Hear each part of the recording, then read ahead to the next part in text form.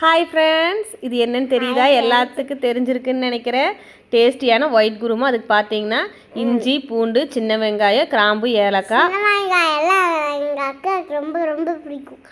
போட்டு அரைச்சிக்கிறேங்க. அதுக்கப்புறம் எண்ணெய் போட்டுருந்தோம், கொஞ்சம் கொஞ்சம் எண்ணெய் போட்ட பிறகு அதுக்கப்புறம் அதில் ஒரு பிரியாணி இலை, பட்டை, சோம்பு, சீரகம் அவ்வளோதாங்க போட்டுட்டு அதுக்கப்புறம் வெங்காயத்தை நல்லா ஸ்லைஸாக கட் பண்ணி வச்சுக்கிற வெங்காயம், பச்சை மிளகா, கருவேப்பிலை, உப்பு இதை போட்டு இதை நல்லா வணக்கிக்கணும். உப்பெல்லாம் நான் சொன்னது மாவுக்கு, நாங்கள்லாம் மாவுக்கு அம்மா அள்ளி உப்பு போட்டாலா, நானே என்னதான் இது அம்மா அள்ளி. இப்போ பேஸ்ட் அரைச்சி வச்சுருக்கிறோம், அந்த பேஸ்ட்டை போட்டு நல்லா வதக்கிக்கிறேங்க. நல்லா பச்சை ஆல்ரெடி அம்மா அரைச்சி வச்சுட்டா.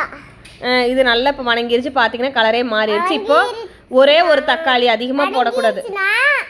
அது நம்ம வணக்கிட்டோம் நட்டோம்.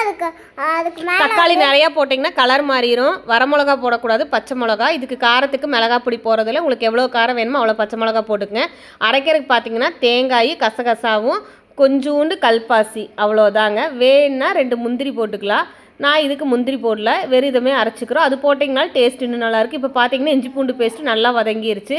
நல்லா வதங்கிடணுங்க, நல்லா வதங்கணும், அப்போ தான் நல்லாயிருக்கு. இப்போ அதை ரொம்ப குழந்தைகளுக்கெல்லாம் விரும்பி சாப்பிடுவாங்க. இப்போ வெஜிடபிள்ஸ் எல்லாம் கட் பண்ணி வச்சுருந்தேன் இல்லைங்களா, அதை போட்டு அதையும் வணக்கிக்கிறோம். அவ்வளோ. அது இந்த பேஸ்ட்டு இப்போ பேஸ்ட் நல்லா மைய அரைச்சி வச்சுருந்தேன் இல்லைங்களா, அதையும் சேர்த்திக்கிறோம். தேவையான அளவு தண்ணி ஊற்றி சிம்மிலேயே வச்சு ஒரு 10-15 நிமிஷம் கொதிக்கணும். அவ்வளோதான். அதுக்கப்புறம் தண்ணி ஊற்றிட்டு அதுக்கப்புறம் நம்ம நல்லா கிளறி விட்றோம். அதுக்கப்புறம் நல்லா சூப்பு மாதிரி ஆயிடுச்சு. கையில் வச்சு உப்பு கரெக்டாக இருக்குதா? உப்பு கரெக்டாக இருந்ததா? உப்பு கொஞ்சம் பத்தாத மாதிரி இருந்தது, அதனால் கொஞ்சமும் உப்பு போட்டுக்கிட்டேன். நீங்கள் இன்னும் 2 பச்சை மிளகா கூட போட்டுக்கலாம் உங்களுக்கு. இல்லாட்டி அரைக்க கூட இஞ்சி பூண்டு பேஸ்ட்டோட போல். இப்போ பார்த்தீங்கன்னா நல்லா கொதிக்குது. இது நல்லா கொதிச்சு ஒரு 10 நிமிஷம் சிம்மில் வச்சிங்கன்னா போதும். அதுக்கப்புறம் கொதிச்ச பிறகு நல்லா பபிள்ஸ் எல்லாம் வருது பாருங்க. நல்லா எண்ணெய் கக்கி எச்சி வருது. எங்களுக்கே டெம்ட் ஆகுது.